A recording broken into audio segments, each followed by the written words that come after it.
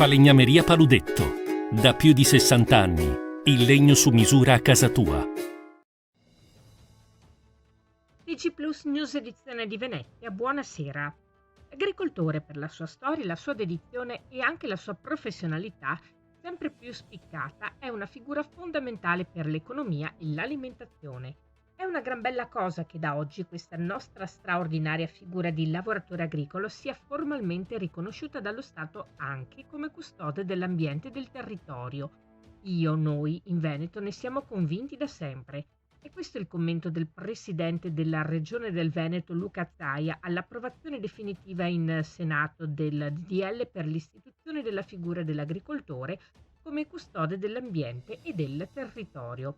Un riconoscimento di grande valore sociale, aggiunge Zaia, che viene, tra l'altro, in un momento storico di grandi sfide per il mondo agricolo, al quale ho ripetutamente garantito il mio sostegno, convinto come sono che a ogni livello debba esserci un'attenzione particolare verso questi straordinari lavoratori.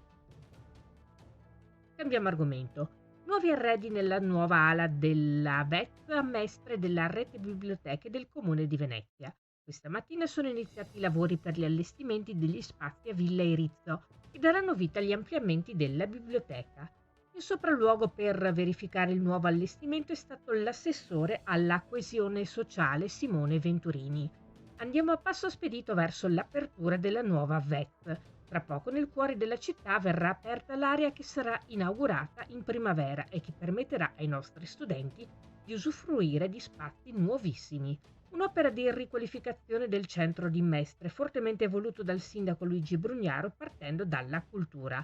La nuova VET prevederà un sostanziale raddoppio della capienza attuale, con un aumento di 145 posti a sedere oltre a scaffali e postazioni studio, aree comuni con un grande giardino e una sala convegno.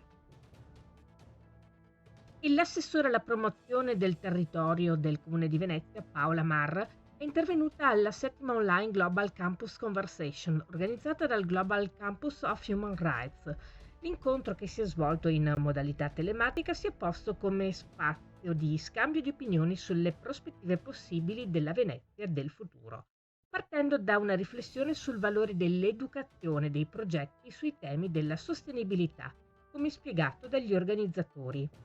Il recente protocollo d'intesa per la realizzazione di Venezia Città Campus, ha detto tra le altre cose l'assessore Marra, è una testimonianza tangibile del nostro impegno a trasformare la nostra città in un polo internazionale dell'istruzione superiore e dell'eccellenza accademica.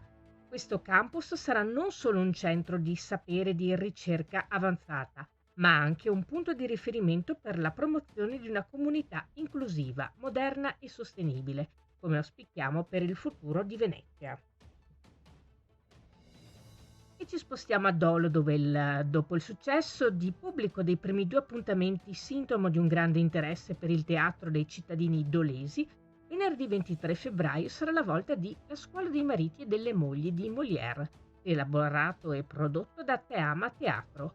Siamo felici, commenta l'assessore alla cultura e vice sindaco Matteo Bellomo, che il nostro progetto culturale sia stato accolto così positivamente dalla cittadinanza, che premia l'impegno e le scelte di qualità.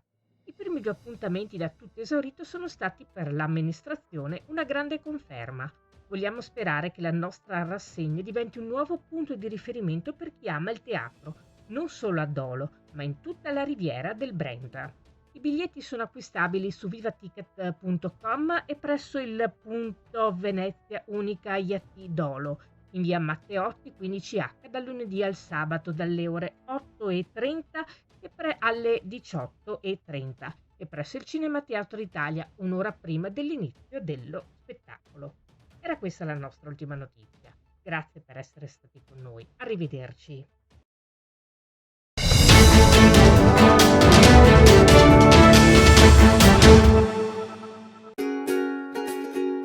Falegnameria Paludetto. Da più di 60 anni. Il legno su misura a casa tua.